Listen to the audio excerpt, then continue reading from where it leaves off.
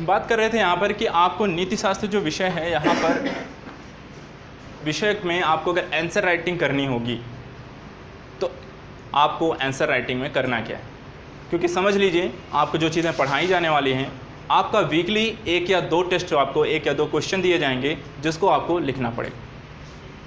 ठीक है, इसलिए मैं यहाँ पर आपको लेखन शैली के बारे में आपको इस सेशन में मैं पहले से बता देता हूँ, ताकि आपको आगे चलकर लेखन को किस तरह से लिखा जाएगा आंसर, वो आपको क्वेश्चन अगेन एंड अगेन हमसे ना पूछना पड़े।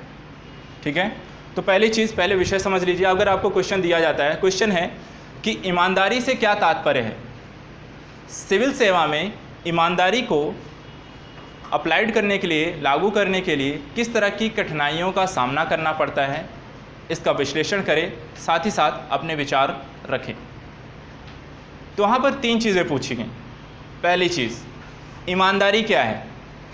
दूसरी चीज़, सिविल सेवा में ईमानदारी यानी कोई व्यक्ति ईमानदार है तो उसको किस तरह की कठिनाइयों का सामना करना पड़ता है। तीसरी चीज़, आपके अपने क्या विचार हैं ईमानदारी को लेकर, और वहाँ पर सिविल सेवा में एज ए सिविल सर्वेंट आप कैसे देखते हैं इसको। ठीक है, अब आपको यहाँ पर किस पोर्शन में इस चीज़ को अप्लाइड करना है, कहाँ पर इसको प्रयोग करना है और कहाँ पर अपनी समझ डालनी। ठीक है, पहली चीज़ जो ईमानदारी पूछी गई फर्स्ट पोर्शन में, ये अप्लाइड करना है। वहाँ पर उनके द्वारा दिए गए विचारकों के सिद्धांतों को, विचारों को ही आपको वहाँ पर कोट कर देना है। दूसरा चीज़ पूछा गया कि ईमानदारी के कारण क्या प्रॉब्लम क्रिएट हो रही। तो यहाँ पर आपको देखना पड़ेगा, सिविल सेवा में आपको समझ अपनी डालनी है कि आपने सिविल सर्वेंट को जो भी आपने अध्ययन किया नीति शास्त्र में या ईमानदारी जब मैं आपको पढ़ाऊंगा, तो ईमानदारी में आप देखेंगे कि किस तरह की आपको प्रॉब्लम क्रिएट है। तो जो आपकी समझ बनती है एज ए सिविल सर्वेंट, वहाँ पर क्या क्या समस्याएं देखने को मिलती हैं, उसके कुछ एग्जाम्पल भी मैं आपको बताऊँगा। तो वहाँ पर आपको अपनी समझ को विकसित करना है, सेकेंड पोर्शन में डालना। जहाँ तीसरी चीज़ पूछी गई, क्या पूछा गया कि आपके अपने क्या विचार हैं एज ए सिविल सर्वेंट, अगर आप ईमानदारी को किस तरह से परिभाषित करना हो, अपने अपने शब्दों में कुछ चीज़ें बताइए। तो अपने शब्दों का प्रयोग आपको फाइनल सेशन में देना है। कितने क्वेश्चन आते हैं, क्वेश्चन जो आते हैं यहाँ पर एथिक्स का, वो आपके 2 तरीके के आएंगे। एक होगा सिद्धांतों, विचारों, सिद्धांतों पर आधारित, दूसरा जो होता है प्रायोगिक। सिद्धांत जैसे कि सत्यनिष्ठा, ईमानदारी, लोक सेवक, नीति शास्त्र, मानवीय सहसंबंध, रीति रिवाज, सिद्धांत हो गए, उससे रिलेटेड एक क्वेश्चन आएगा। ये क्वेश्चन आपको होते हैं कम से कम 12-13 क्वेश्चन होंगे, सभी 10-10 नंबर के होंगे, 150 वर्ड में लिखने होते हैं। दूसरा होता है प्रायोगिक।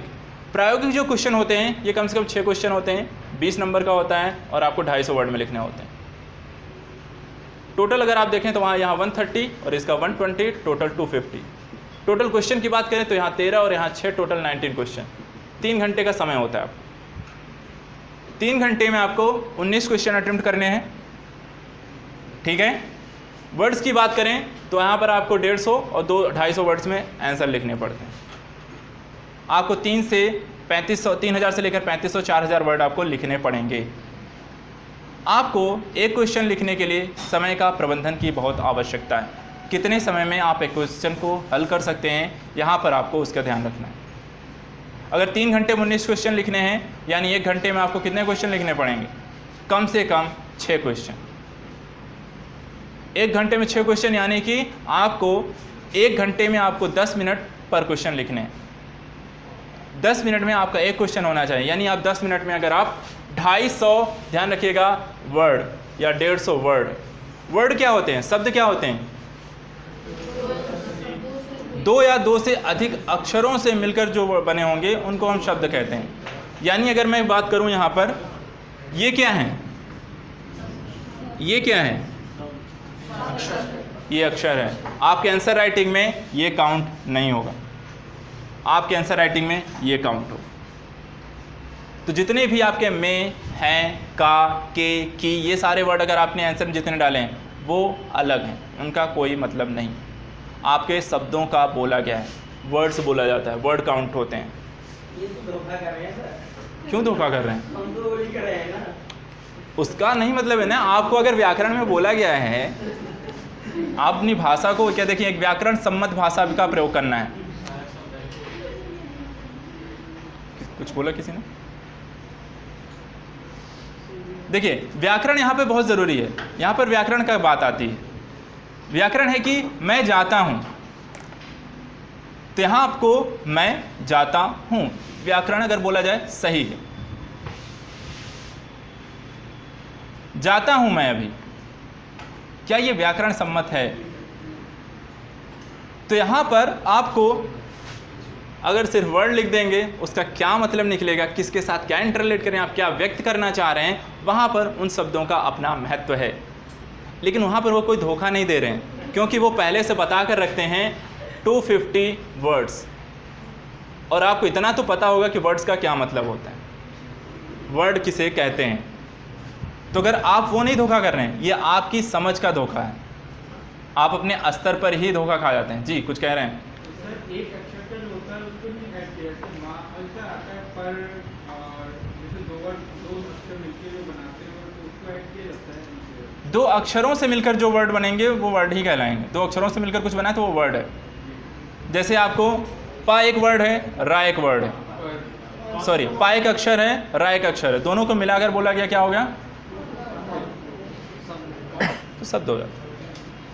आपके अल्फ़ाबेट काउंट नहीं होंगे, लेकिन आपके वर्ड काउंट होंगे। ठीक है? तो आंसर राइटिंग टेस्ट आपका किसी दिन ले लिया जाएगा कि आपकी स्पीड क्या है, आप 10 मिनट में 8 मिनट में कितने वर्ड लिखते हैं।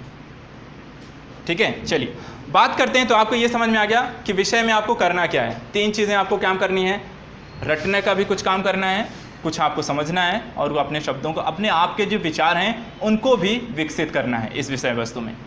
दूसरी चीज़, विषय वस्तु आपके पास पहुंच गई, आपको ये पता चल गया कि आपको इस विषय वस्तु में करना क्या है। तीसरी चीज़ है आपको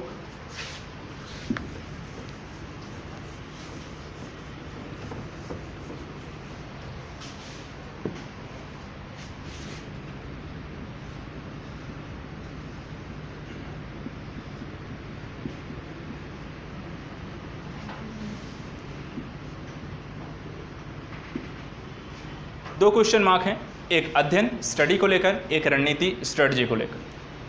अध्ययन में नीति शास्त्र में क्या पढ़ना है और इसको पढ़ने के लिए आपकी क्या स्ट्रेटजी हो। ठीक है, पहली चीज़ आती है अध्ययन के लिए तैयारी, प्रिपरेशन आपको कैसे करनी है। इसके लिए 3 पॉइंट।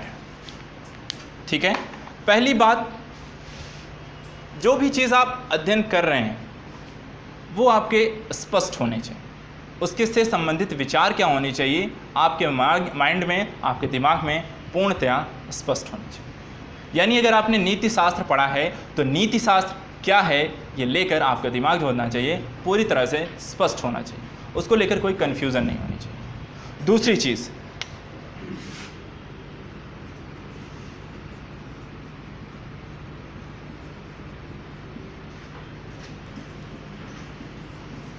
आती है आपको नीति शास्त्र क्या है ये स्पष्ट हो गया। अब यहाँ पर करना क्या है, नीति शास्त्र से संबंधित जो प्रश्नों का आएगा इनके प्रश्नों का विश्लेषण करना है। जो क्वेश्चन आए हैं नीति शास्त्र से रिलेटेड अगर आपको क्वेश्चन पूछे जाएंगे, पहला ही टॉपिक है आपका, ठीक है, नीति शास्त्र एवं मानवीय सह संबंध, आपको पहला चैप्टर यही पढ़ाया जाएगा। तो यहाँ पर नीति शास्त्र से किस तरीके के क्वेश्चन आपको एग्जाम में पूछे गए हैं और इसका विश्लेषण आप कहाँ से करेंगे, प्रीवियस ईयर के क्वेश्चन पेपर से। जब आप प्रीवियस ईयर के क्वेश्चन पेपर उठाएंगे वहाँ पर आपको ये पता चलेगा कि प्रश्न किस तरह के नीति शास्त्र से पूछे जा रहे हैं। अब इससे के संदर्भ में यदि आपको इसका उत्तर लेखन फिर कैसा होना चाहिए सर, आपको क्वेश्चन इससे संबंधित आ जाता है तो यहाँ पर आपकी उत्तर लेखन शैली कैसी होनी चाहिए।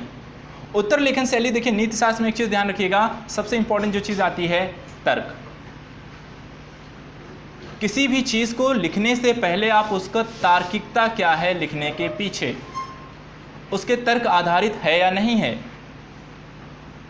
उसके तर्कपरक आपका आंसर होना चाहिए, सुस्पष्ट होना चाहिए और आपको सारगर्भित होना चाहिए।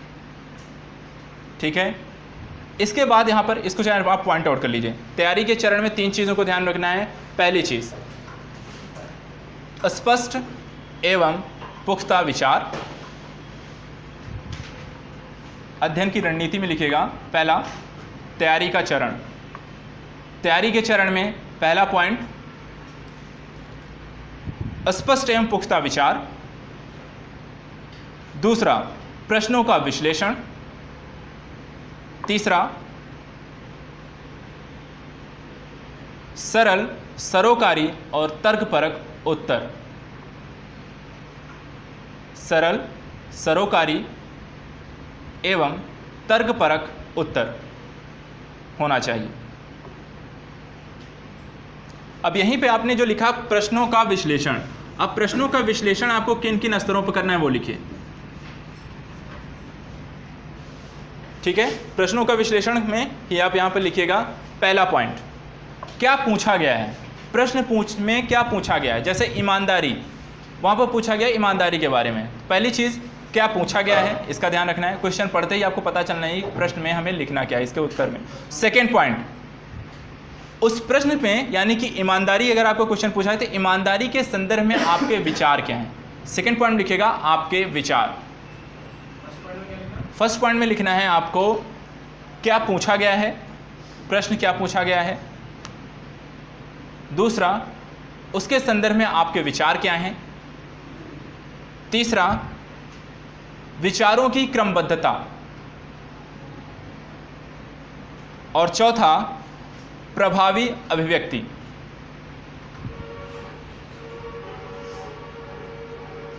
ठीक है, प्रभावी अभिव्यक्ति।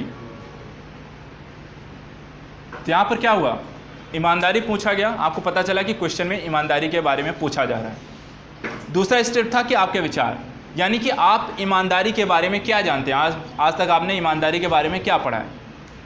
लेकिन जब आप उत्तर लिखने जाएंगे तो सबसे पहली चीज़ वहाँ पर इसके बारे में क्रमबद्धता होनी चाहिए कि ईमानदारी के संदर्भ, ईमानदारी से क्या तात्पर्य, आपको यहाँ से स्टार्ट करना चाहिए। ठीक है, उसके बाद आपको एग्जाम्पल देना चाहिए, उसके बाद उसको समझाने में कोई विचार, वहाँ पर आपको पहले ईमानदारी क्या है उससे संबंधित विचार लिखिए, उससे आपको एग्जाम्पल देकर आप उसको बताइए। ऐसा नहीं पहले आपने उदाहरण दे दिया फिर आपने अपने विचार रख दिए फिर आपके विचारकों के नाम डाल दिए, क्रमबद्धता ये नहीं है। ईमानदारी को समझाने के लिए पहले दूसरों का कोड दीजिए, उसके से संदर्भित आपको उससे संबंधित एक आप उदाहरण दीजिए और उसके बाद फिर अपने विचारों को वहाँ पर रखिए, क्रमबद्धता। इसके बाद आती है आपकी प्रभावी अभिव्यक्ति, यानी कि वहाँ पर प्रभावी अभिव्यक्ति का कहने का तात्पर्य है कि आपने जो चीज़ आंसर राइटिंग करने जा रहे हैं उसको पढ़ने के बाद सामने वाले को लगना चाहिए कि हाँ किसी ने अच्छी एक आंसर राइटिंग की है, यानी कि उसे 100 कॉपी पढ़ने के बाद भी अगर आपकी कॉपी मिले तो उसे वहाँ पर उसको पढ़ने का इंटरेस्ट हो और वो आपको वहाँ पर नंबर दे। ऐसा नहीं कि रफली वो वहाँ पर नज़र डाले, आपका भी सबके जैसा निकले और आपको देकर वो आंसर निकल जाए। यानी आपकी भाषा शैली, लेखन, आंसर राइटिंग और उसके बोलने का या समझाने का जो तरीका होगा वो दूसरों से अलग, रुचिपूर्ण और आपकी अभिव्यक्ति जो होती है बेहतर होनी चाहिए। ठीक है, नेक्स्ट आती है, यहाँ पर हमने ये देखा तैयारी के चरण क्या है, प्रश्नों का हमने विश्लेषण कर लिया। तीसरी चीज़ आती है कि आपको इस प्रक्रिया के क्या लाभ होंगे, क्या आपको इसको अप्लाइड करने से कोई लाभ देखने को मिलता है, क्या लाभ मिलेगा अगर आपको इस तरह की आप प्रक्रिया अपनाती हैं तो आप बताएं, कोई बताएगा इस प्रक्रिया से आपको क्या लाभ होगा? अच्छे नंबर मिलेंगे। पहली चीज, आपका विश्लेषणात्मक जो क्षमता है वो क्या होगी, विकसित होगी आपके अंदर। किसी भी चीज को आपके सामने अगर कोई क्वेश्चन आएगा तो सबसे पहले आप उसका विश्लेषण करना शुरू करेंगे।